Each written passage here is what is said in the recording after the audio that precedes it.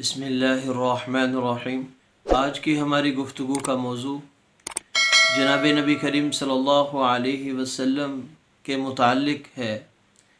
کہ جب نبی کریم صلی اللہ علیہ وسلم نے اللہ کے حکم سے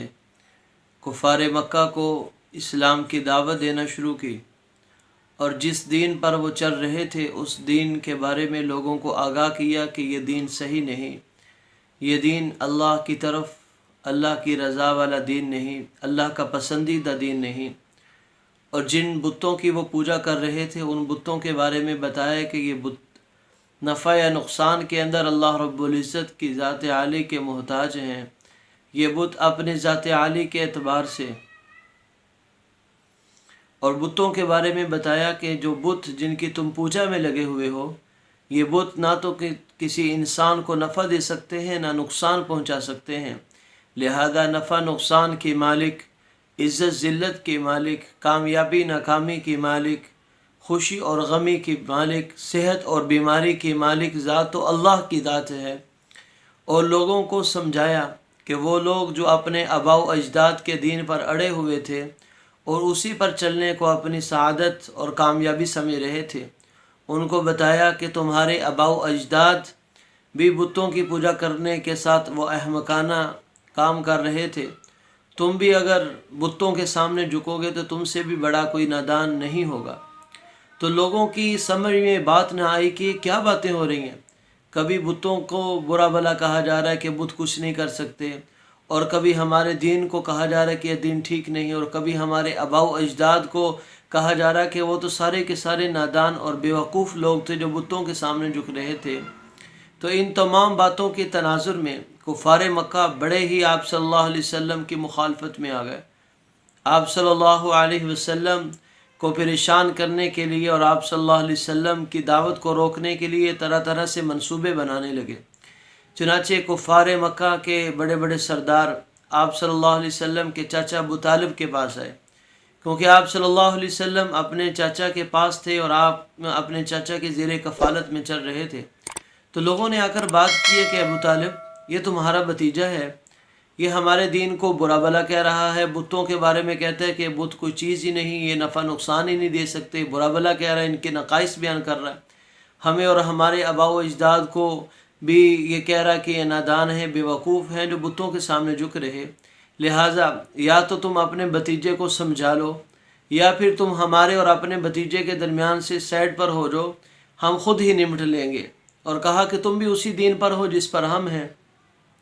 لیکن ابو طالب نے وہ لوگ جو آپ صلی اللہ علیہ وسلم کے بارے میں بات کرنے کے لیے آئے تھے ان کو اچھے طریقے سے، خوش اسلوبی سے، پیار محبت سے سمجھا کر واپس بھیج دیا۔ تو آپ صلی اللہ علیہ وسلم اپنے مشن کو ویسے ہی آگے جاری رکھے ہوئے۔ جب آپ صلی اللہ علیہ وسلم مسلسل اسلام کی دعوت دے رہے تھے، لوگوں کو اسلام کی طرف بلا رہے تھے اور مسلسل ان کے بتوں کی نفی کر رہے تھے، تو کفار کا ایک دوسرا بڑا وفد ابو طالب کے پاس آیا اور آ کر کہنے لگا کہ ابو طالب دیکھو، آپ کی ہمارے ہاں ایک پوری شرافت ہے، بزرگی ہے، آپ مرتبے کے اعتبار سے، نسب کے اعتبار سے، عزت احترام کے اعتبار سے ہم سب سے بڑے ہوئے ہو، ہم نہیں چاہتے کہ ہمارے اور تمہارے درمیان میں کسی قسم کی لڑائی ہو،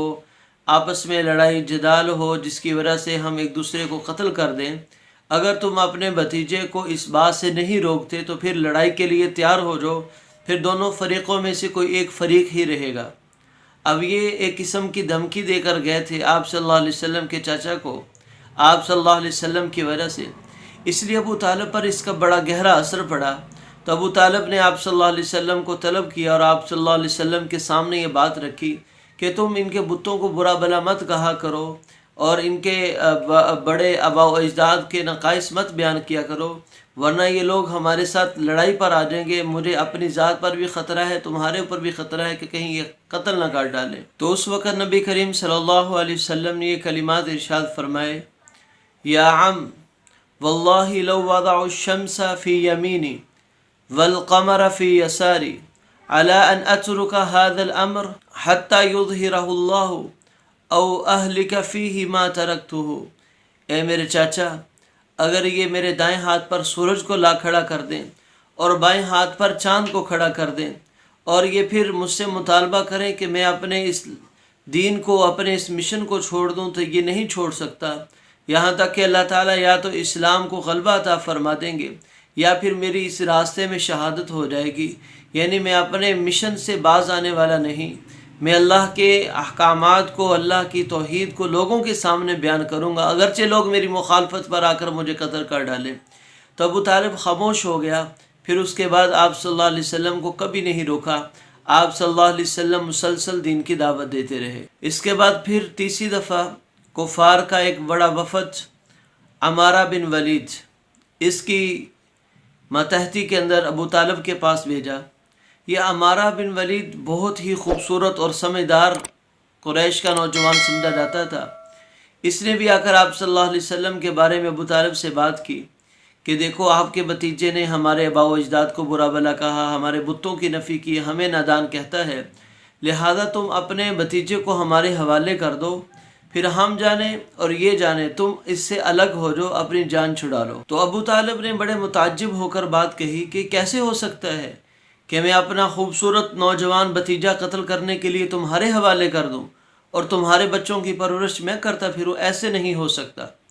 تو اتنے میں مطعم بن عدی اس نے ابو طالب کو کہا کہ ہم نے تو انصاف کی بات کی تھی تاکہ آپس میں لڑائی نہ ہو، تاکہ آپس میں دشمنی نہ بڑھے، تم نے ہماری بات کو قبول نہ کیا۔ تو ابو طالب کہنے لگے یہ انصاف کی بات نہیں کی، انصاف کی بات تو یہ تھی کہ تم میرے بھتیجے کو چھوڑ دیتے، میرا بھتیجا اپنے مشن پر کام کرتا، تم اپنے بتوں کی عبادت میں لگے رہو۔ لیکن وہ لوگ پھر آپ صلی اللہ علیہ وسلم کے بارے میں دھمکی دے کر چلے گئے۔ اب جب کفار مکہ آپ صلی اللہ علیہ وسلم کو آپ کی دعوت سے روک نہ سکے، آپ صلی اللہ علیہ وسلم مسلسل اللہ کی توحید کی دعوت دے رہے تھے اور کفار مکہ کے بتوں کی نفی کر رہے تھے اور ان کو کہہ رہے تھے کہ نفع نقصان کے مالک نہیں، نفع نقصان کے مالک تو اللہ رب العزت کی ذات ہے، تو وہ مسلسل مزید ان کے اندر دشمنی کی آگ بھڑکی اور آپ صلی اللہ علیہ وسلم کے خلاف منفی پروپیگنڈا کرنے لگے۔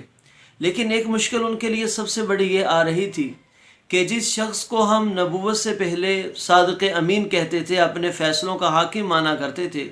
اس کی جب مخالفت کریں گے، لوگوں کے سامنے اس کی برائی بیان کریں گے تو لوگ کیسے تسلیم کریں گے؟ اور پھر آگے حج کا زمانہ قریب آ رہا تھا، حج کے ایام شروع ہونے والے تھے، لوگوں کی پریشانی میں اور اضافہ ہوا کہ اگر ان کی دعوت کو نہ روکا تو لا محالہ یہ حج کے موقع پر آئے ہوئے قبائل ان کو دین کی دعوت دیں گے، اسلام کی دعوت دیں گے، تو یہ تو وہ کبھی بھی برداشت نہیں کر سکیں گے۔ تو اس لیے کفار مکہ نے دوبارہ ایک اجلاس منعقد کیا جس کے اندر سب لوگوں نے شرکت کی اور آپ صلی اللہ علیہ وسلم کو مشن سے روکنے کے لیے دوبارہ پھر سر جوڑ کر بیٹھ گئے۔ تو اس مقصد کے لیے انہوں نے کفار کے بڑے بڑے خطباء، شعراء اور بڑے بڑے ادیب وہ جمع کر لیے اور تمام سے مشورہ لیا۔ تو تمام نے ولید بن مغیرہ جو اس وقت سب سے زیادہ بڑی عمر کا تھا اور بڑا پائے درجے کا شاعر تھا، اس کو نبی کریم صلی اللہ علیہ وسلم سے گفتگو کرنے کا کہا۔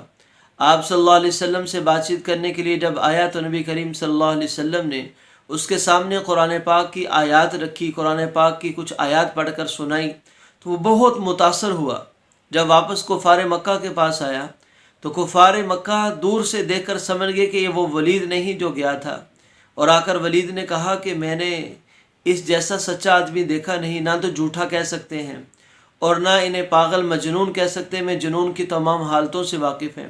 نہ ان کو شاعر کہہ سکتے ہیں کہ شعراء کا کلام میں اچھی طریقے سے جانتا ہوں، تو ہر اعتبار سے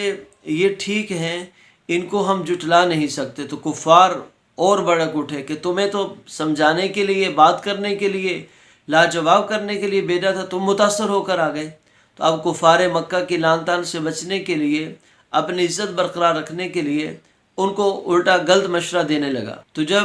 ولید بن مغیرہ نے دیکھا کہ لوگ اس کی مخالفت میں آئے ہیں تو لوگوں نے کہا اچھا تو پھر کیا کہتے ہو، اسے کیا کہنا چاہیے؟ نہ یہ شاعر ہے، نہ مجنون ہے، نہ جھوٹا ہے، تو کیا کہنا چاہیے؟ تو ولید بن مغیرہ نے کہا کہ ہم اسے کہیں گے جادو کرتا ہے، جادو کی وجہ سے ماں باپ، بہن بھائی، رشتہ داروں کی آپس میں جدائیاں کرواتا ہے اور ایسا دین لے کر آیا ہے جو اس سے پہلے کوئی بھی جس دین پر چلنے والا نہیں تھا، یہ لوگوں میں بات پھیلائی جائے۔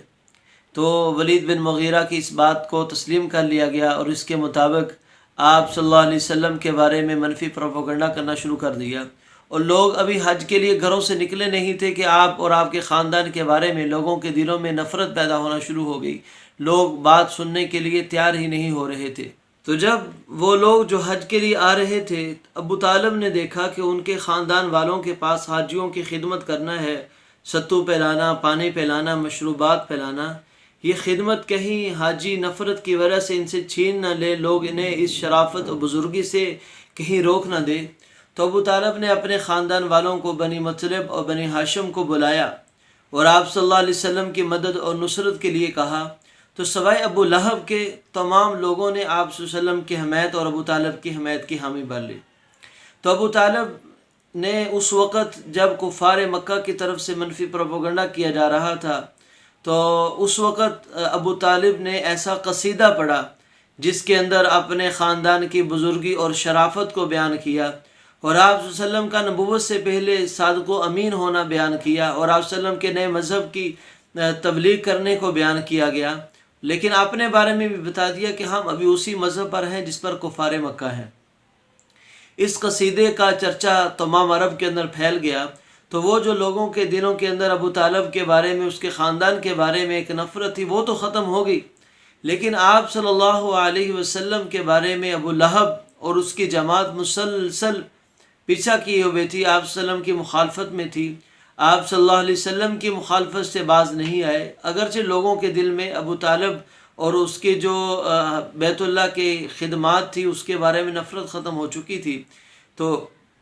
ایک صحابی فرماتے ہیں جو اسلام سے پہلے انہوں نے دیکھا کہ نبی کریم صلی اللہ علیہ وسلم جہاں کہیں پر جاتے، لوگوں کو دعوت دیتے، تو ابو طالب پیچھے پیچھے جاتا، آپ صلی اللہ علیہ وسلم کو پتھر مارتا اور لوگوں کو کہتے اس کی بات نہ سننا، یہ تو پاگل اور دیوانہ ہے. بات صرف یہیں تک نہ رہی، بلکہ لوگوں نے اس حد تک پروپیگنڈا شروع کر دیا کہ مسلسل ایک جماعت کی تشکیل کی، پوری جماعت نبی کریم صلی اللہ علیہ وسلم کے پیچھے پیچھے چلتی، آپ صلی اللہ علیہ وسلم کی باتوں کی تکذیب کرتی، آپ صلی اللہ علیہ وسلم کو جھٹلاتی اور آپ صلی اللہ علیہ وسلم کو طرح طرح سے ستاتی تاکہ آپ صلی اللہ علیہ وسلم اپنے مشن سے باز آ جائیں. لیکن نبی کریم صلی اللہ علیہ وسلم دیکھا جائے تو کفار مکہ کی طرف سے ملنے والی ہر دھمکی اور اپنی ہر مخالفت کی پرواہ کیے بغیر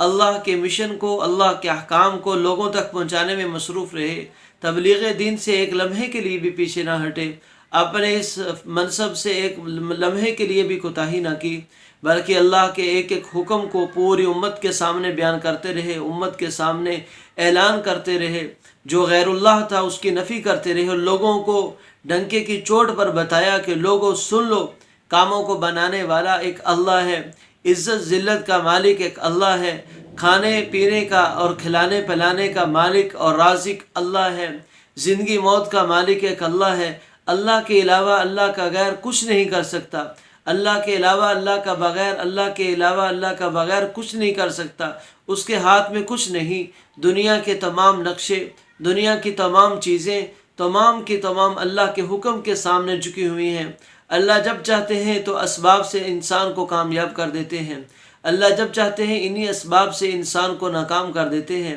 اس لیے ایک اللہ وحدہ کے سامنے جھکو، اللہ وحدہ لا شریک کی بات کو مانو، اللہ وحدہ لا شریک کی بندگی کرو. تو یہ پیغام تھا آپ صلی اللہ علیہ وسلم کا کفار مکہ کے مقابلے میں، ان کی مخالفت کے مقابلے میں، کہ لوگوں لا الہ الا اللہ پڑھ لو تم کامیاب ہو جاؤ گے. بقیہ دروس کے اندر ہم آپ صلی اللہ علیہ وسلم کی بقیہ زندگی کے بارے میں بات چیت کریں گے. اللہ تعالی ہمیں اپنے نبی کریم صلی اللہ علیہ وسلم کی صحیح معنوں میں اتباع اور اطاعت عطا فرمائے.